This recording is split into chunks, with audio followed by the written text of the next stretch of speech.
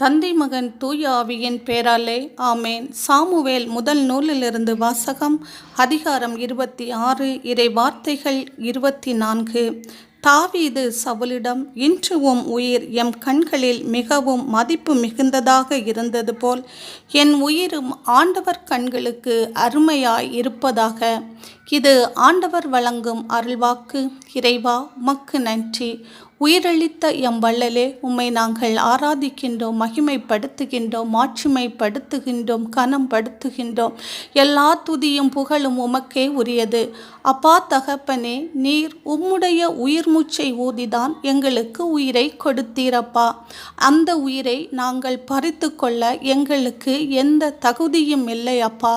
ஆனால் உம்முடைய பிள்ளைகளில் சிலர் தன்னுடைய மனவேதனையால் தங்களுடைய உயிரை அவர்களே மாய்த்து கொள்கிறார்கள் அப்பா. எஸ்அப்பா, இந்த நிலை எம்முடைய தேசத்தில் வேண்டவே வேண்டாம் தகப்பனே.